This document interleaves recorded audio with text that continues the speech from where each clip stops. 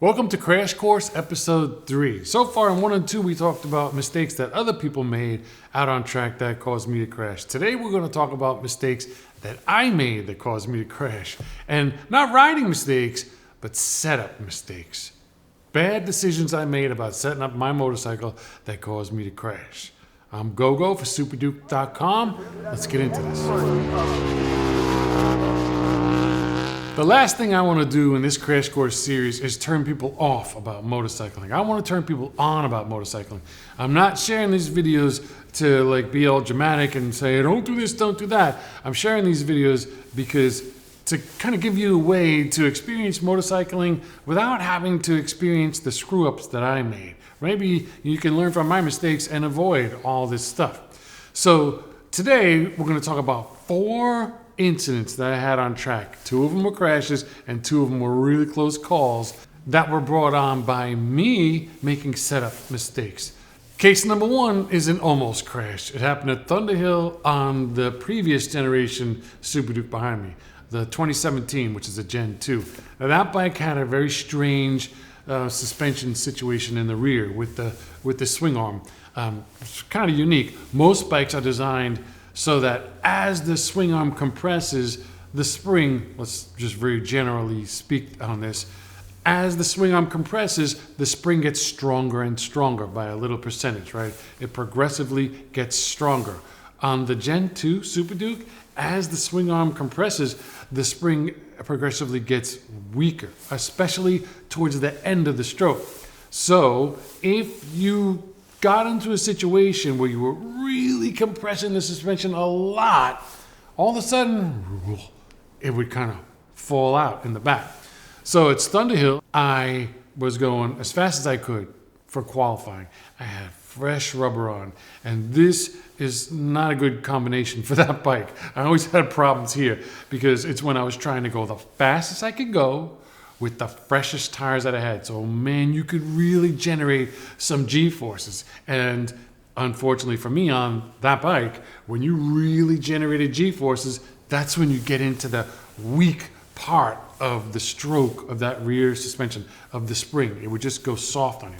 So I come out of turn 6 and I'm upshifting 1 gear and then I'm start the lean and I'm in the throttle and I go through the apex, and it's not even a turn you have to brake for. You're on the gas like this, not fully accelerating, but you're accelerating. And the track it dips away. You get past the apex and the track dips away a little bit and then it comes back and then it goes straight. So when it dipped away, I didn't really have a problem. You know, the bike goes a little bit like this, because the suspension has to extend a little bit to keep you in line. Fine. But when the hump came back, when it compressed the suspension at that speed, at that throttle position, in qualifying, it was too much for the suspension. So the rear just collapsed. And I talk about chassis attitude a lot, and I talk about rider attitude a lot. So there's a real reason for this. This is not just it feels away, or it feels physically. When your attitude is more like this, you can turn better. When your attitude is more like this, you turn slower. So what happened to me is I went into that turn, the suspension compressed so much, and the bike collapsed in the rear. I lost my trail, and I lost my ability to turn. Instead of sweeping through this left-hand turn, I initiated the left, and I started to drive out, and as soon as the suspension collapsed, the bike went straight off the track. And let me tell you something. Going straight off the track at Thunderhill in turn 7 is not a happy place to go off the track. I remember screaming in my helmet so loud and for so long that I ran out of breath. I had to actually stop screaming and yelling in my helmet, breathe, and then start again, because I'm bouncing and the bike is swapping back and forth. I'm being careful. Don't touch the brake, right? Because when you're in the dirt, you're in the grass, do not touch the front brake. You're going to want to slow down. Do not touch the front brake, just the rear. But I know that they dig these culverts in the runoff areas, sometimes deep in the runoff area. So when rain comes down, it doesn't go wash the track out, hits a culvert and gets washed away from the track, never touches the track. So I'm worried I'm going to hit one of these things at 100 and who knows, miles per hour. And I'm trying to slow the bike down. And eventually, not only did I not hit a culvert, but I went up this foothill, all like 3/4 of the way up this hill, and arced back, and eventually made it back to the track 2 turns later. That's how far off the track I was. So I didn't crash. I managed to save it. And as a result of this is why I'm sharing the lesson. As a result of this, I talked to a really smart suspension guy, Mike Canfield. He worked for like Team Yamaha in AMA, Superbike, really knowledgeable guy. And he said, what you can do when you have a situation with your suspension that you can't change. Like it was about the rate, the rate that was getting put into the spring. There was no linkage for a Gen 2, so there's nothing I could do to physically change it. Believe me, I thought about designing a linkage system and welding and changing the frame and all this stuff. I really did. And then the Gen 3 came out with it, so I didn't have to. But at any rate, he said, when you're in a situation where you cannot change a characteristic about your bike, about your suspension, you can use ways to avoid that part of your suspension. So at that point going forward, I used a heavier spring than I had before. So where I used to go into that dip or hit more than average size bumps and really compress the suspension, maybe I'd use 60 millimeters of travel at the shock. Because the spring, remember we talk about springs and how much you compress a spring, how much weight it takes, how much force it takes to compress a spring. I have learned that on this bike, I can generate 1,280 pounds of force. So that's at the speed I go, hitting the bumps that I hit at Thunderhill, coincidentally. So if 1,280 pounds is the amount of force that you're going to experience, and I was experiencing on this bike in 60 millimeters of travel, and on the Gen 2 in 60 millimeters of travel, it took that much travel to handle 1,280 pounds of force. So I put a heavier spring in, so that now I could absorb 1,280 pounds in just 50 millimeters or 45 millimeters. Like that's what different spring rates do. They'll limit how much your shock or your suspension moves, because remember, you only have one number that you generate.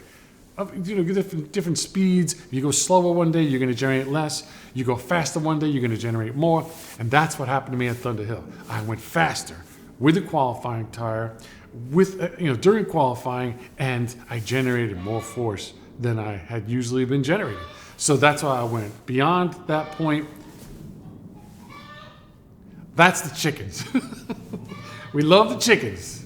That's where we get the protein. So I went beyond the 1,280 pounds of pressure because I had that fresh tire and I was qualifying and I overwhelmed my suspension. I went too far into that zone where it just gets weak and lost control. Now, with a heavier spring, I never went back there again. I only went to maybe 50 millimeters of travel and I avoided that area. So that's a great lesson learned from a not crash. It was an almost crash and I lost my voice for a day, but I did not crash, and there you go. There's lesson number 1. Okay, lesson number 2.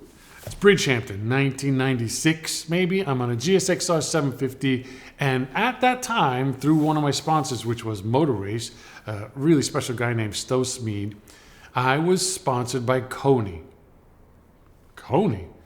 Yeah, for a little bit of time, Coney was trying to find a way to get their, I think it was like IndyCar. They made shocks for Indy cars, and they were pretty popular. So they wanted to take their IndyCar shock and put it on motorcycles. And Stowe had this idea, like, yeah, maybe I'll distribute them and then we'll make money. Great. So I got to be the test pilot for this Coney shock absorber. It had no reservoir. It just was a shock, and you could adjust the clickers with this little disc with holes. It was a very strange shock, and it worked.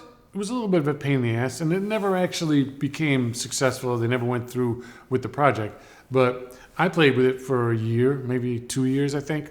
So I'm at Bridgehampton, and I'm trying to give good data, right? When you're testing something, you got to write notes about the tire you're testing, about the shock you're testing, whatever it is, and then you email or you send the notes in about the thing that you're testing. So one of the things that I had this great idea to do for one of my races, no less, was I'm gonna give him some feedback on the rebound adjustment, right?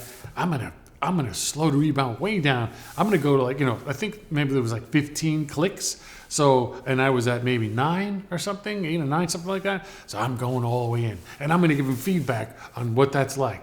Well, I'm an idiot because here's why I'm an idiot. Rebound is really important to have control over because when your suspension compresses, right, you just absorb the bump, but now you have to push the tire back out again because the bump goes up, so you absorb the bump with your suspension as you go up the bump, but then on the other side you got to the shock and the spring have to push. It's really just the spring has to push the suspension extending again to go down the other side to keep your tire on the ground. Remember, your springs hold the bike up and your shocks, your valving, keeps your tires on the ground. Okay? If you didn't have valving and you hit a bump, boing, boing, boing, it'd bounce all over the place. So the valving kind of controls that spring. And what I was doing was I was trying to get feedback on how much could the Coney shock absorber slow the rebound down. So I did this in a race because I was stupid. I didn't know what the downsides would be. I didn't know it could be as extreme as I was about to experience. Off the whole shot, I think I did pretty good. Maybe I was in 3rd place. We go down turn 1, 2, 3, and then we're charging up this back straight into what they call Echo Valley. This was a hard braking right-hand turn. And I never knew it, but there was a wall back there, like a barrier and tires and woods. I never looked there because, I'm looking into where the track's going. Well, I'm on the gas like this. I know this bike's behind me. I get off the gas, I get into the brakes, and immediately I could feel somebody hit me in the back of the bike. And I remember saying out loud, "Dude, get off my bike," because I couldn't stop. I couldn't slow down. Although I was braking, it felt like somebody was hitting me and the bike was shimmying back and forth and I wasn't slowing down. It was the strangest experience. And I actually shouted out loud, "Get off me." And then went off the track and lost control. And, Bridgehampton was a tough place to go off the track. Immediately off the pavement, you're in sand. And the front tire would just collapse into the sand. And you weren't riding away from something like that. So there was like 20 feet in this one right-hand turn. That sand and then tire barrier and then an Armco wall right barrier and then woods. So I lost control of the bike. I went into this tire barrier. I had already hit the ground, hit the tire bar. Bike flipped. I flipped. I remember my body was extended. I remember the feeling like it was yesterday. And I was whipping. My body was whipping around. Head, feet, straight. Extended like this. Woo, woo, woo. Somehow I landed before hitting the trees. Thank God. And the bike was totaled. My ankle was a little bit damaged. But I walked away, thankfully. The bike did not walk away. Bike never rolled again. It was a total disaster. But what happened was, and this is where the lesson is, remember all these incidents have lessons. When I slowed that rebound down as much as I did to get notes, to be like this valuable test rider, I slowed the rebound down so much that it packed. What does packing mean? Packing means like when your suspension gets compressed and then goes back out. Gets compressed, goes back out as you go down the road. But if it gets compressed and it only comes back a little bit, gets compressed again, only comes back a little bit even less, gets compressed again, and see what happens. It packs every time you go through this cycle of compression and rebound, but you're not rebounding enough. The next compression, you have less travel. The next compression, you have less travel. So it packed. And what that means is my swing arm was all the way up and my tire was not on the ground. My rear tire was not on the ground. And at the rate of speed I was going, I was just on the front tire and I wasn't slowing down like I normally would slow down. And I broke at the last moment I could, and there just wasn't enough time to stop the bike. So I crashed, totaled my bike, nearly killed myself, all because I adjusted one setting, my rebound. And my rebound packed, my suspension packed. So that's packing and that's rebound. And that's why, yeah, you don't want your suspension, your rebound to be too fast, right? But you don't want it to be too slow. Okay, so that's lesson 2. Okay, lesson 3. This is again about rebound. This is 2 rebounds in a row, but this one is not a crash. But this is actually really interesting. And it kind of supports some points that I've made in some previous videos about trail braking and keeping the nose of the bike down as you enter a turn. It was a few years back. It was on this bike, like maybe it was 2021. I'm still on GP suspension, and again, I was kind of helping them develop their cartridges for this bike. So there was many different builds, right? Send them back, get them back, put them back in, take them out, send them back. We were always going back and forth. And the one time that we went back and forth, nothing against them, a mistake was made when they put them together. So I had ultimately no rebound, really. I got to the track and I met the guys. They gave me the cartridges. We put them in, set the oil right. Okay, here we go. And it's Buttonwillow, and I have footage of Buttonwillow, and you can see where this happened because I don't know the name of the turn. Riverside is right, then you go to the left, and then there's this right. Maybe they call it Lost Hills. I'm not exactly sure. So it's a beautiful turn. It's one of my favorite turns now, especially there.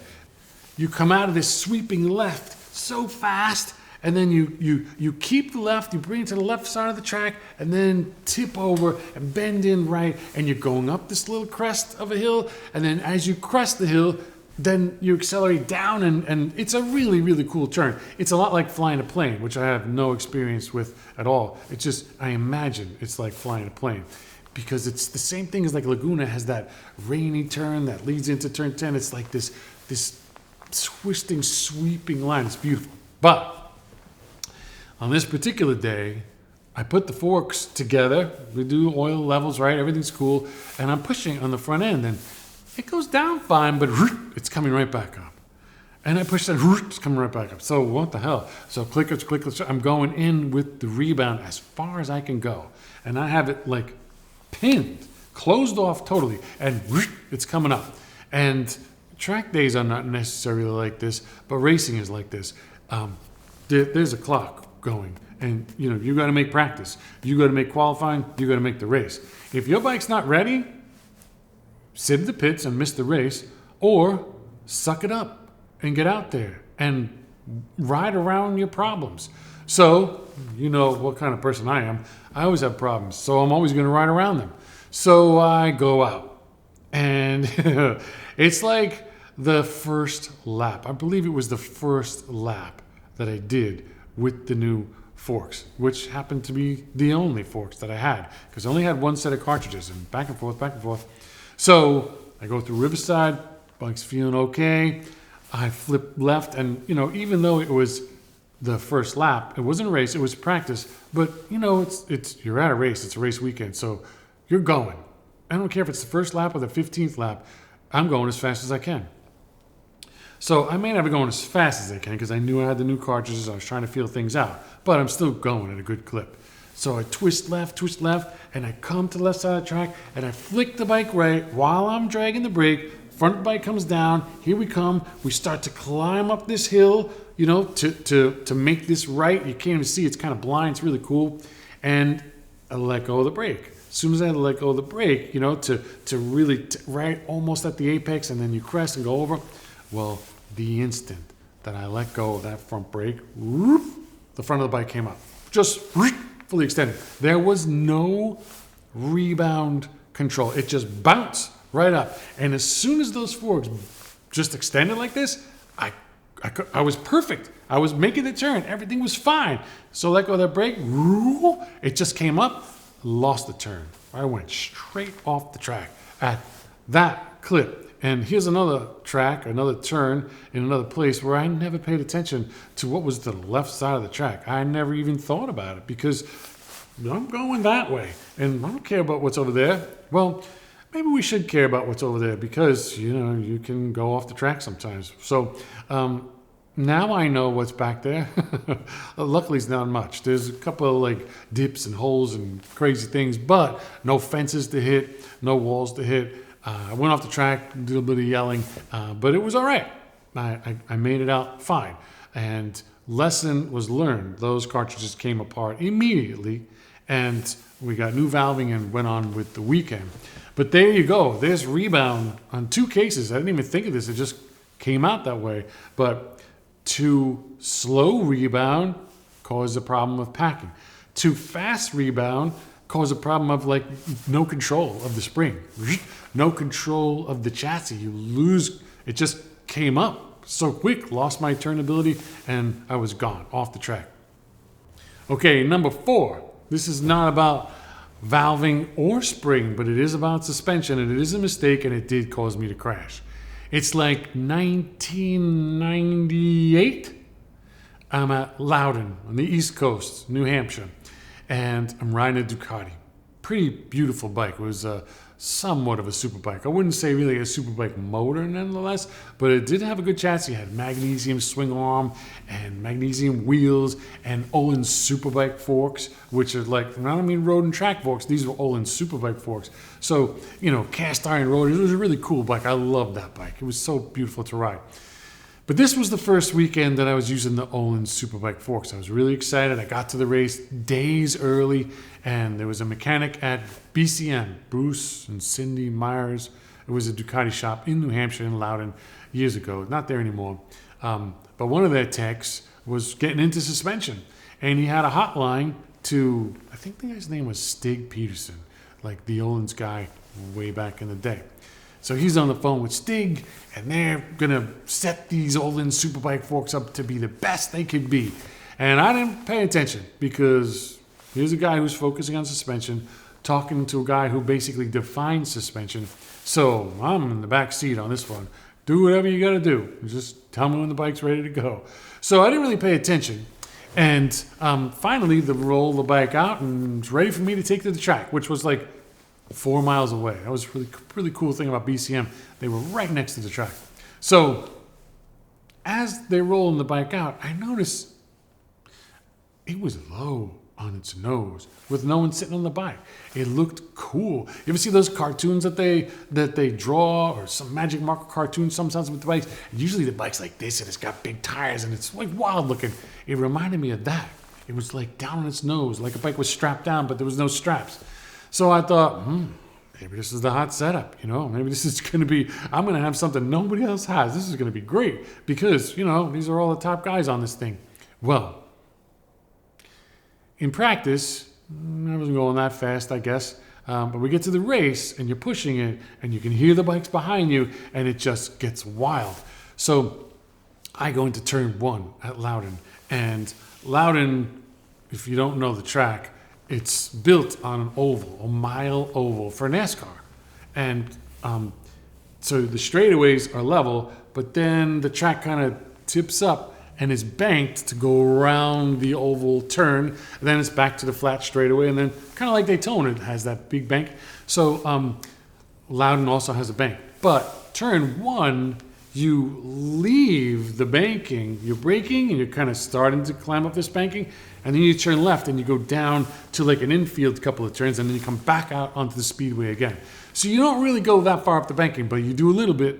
So that banking is like this, and it meets flat land, flat ground. So you'll be braking, you're kind of going up this banking, and then you're turning in, and then boom, boom, you hit this transition of bank to flat pavement. And with my new Olin Superbike forks, I was so excited about, I went into this turn hot with guys behind me hunting, and I lost the front. The instant that I hit that transition, the forks bottom and I lost the front. Why did the forks bottom? And why do I talk about chassis attitude? And why am I going to talk to you in a video coming up about spring rates and preloads and ride heights? And why do I rave so much? Trace, can you give me a ride height tool? So this is why I talk about ride height tools so much and why I created this ride height tool for the Super Duke, because had I used my ride height tool, and if you look, see this right here? That's a QR code that you scan with your phone, and then boop, it brings you to the superduke.com where you enter your fork height, your fork position in the triple clamps, your rear ride height, which you measure off this tool, and your gearing, your chain, and everything. And it tells you, this tool tells you your chassis attitude. It tells you your trail. It tells you how much your trail is.